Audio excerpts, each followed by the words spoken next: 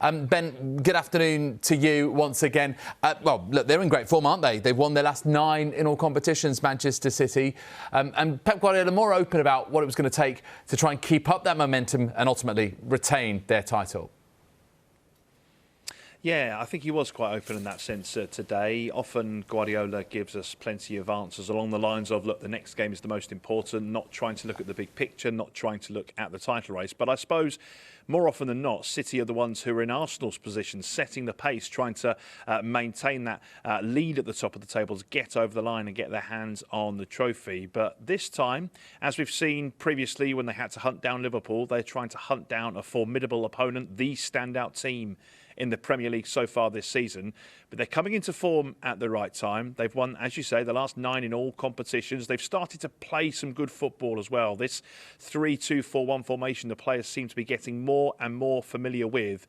Against Bayern Munich in midweek, the German champions didn't really have a kick, and that tells you how dominant this system can be when everyone is at their fully best. Erling Haaland scoring again. He's been in sensational form. But as far as Guardiola's concerned, it was put to him today about whether Arsenal have the advantage given that they're out of the cup competitions, they're out of Europe, they'll have just 1 game a week between now and the end of the Premier League season. And actually, Guardiola suggesting that the experience that he's had with this squad is that they are actually at their best when they're playing every 3 or 4 days. They're in that rhythm, they're in that groove. That's when they can go on these huge winning runs. Everybody knows in his completely body, from the top to the bottom, that if we lose, it's over. And it's the best way to compete.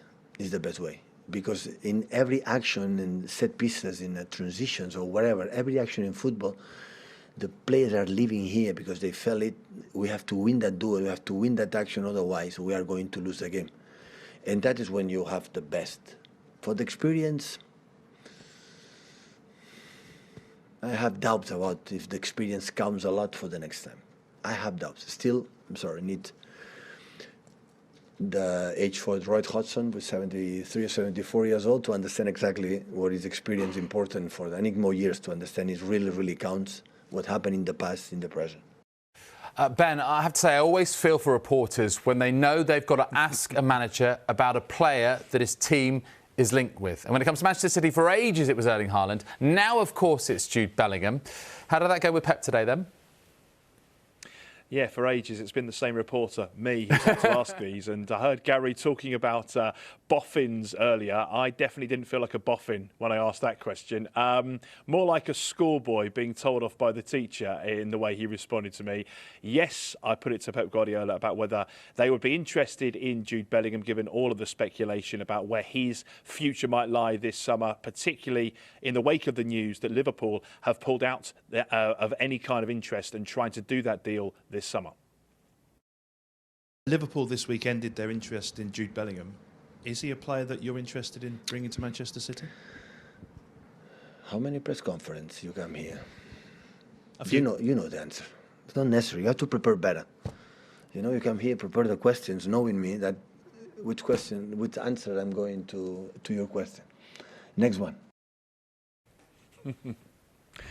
What can I say? I tried, but there we go. That was Pep Guardiola's response a bit earlier on to that particular question. And you know as well as I do, I'll still keep having to ask the same ones in the next few weeks and months as well. But look, as far as City are concerned, I think what we can take from that is, look, they're in a good place and they're looking forward to what matters on the pitch this year, because there's so much to be decided between now and the end of the season. They are still fighting, let's not forget, on 3 fronts. And it's not the domestic treble. This is the treble that Manchester United achieved in 1999. This is the potential Premier League, FA Cup, Champions League treble, which is the one that stands out above all others. They're desperate to be successful in each of those competitions.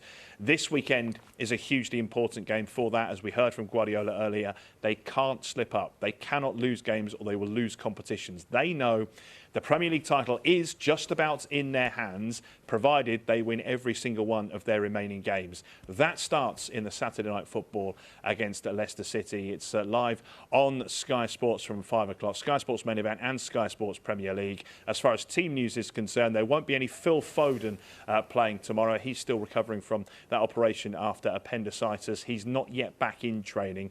Kevin De Bruyne, I asked him about his reaction to being subbed in midweek. No issue as far as Guardiola's concerned, although he did admit he hasn't spoken to De Bruyne yet. You'd imagine they will at least exchange some words because they'll see each other for the first time this week on the training ground this afternoon.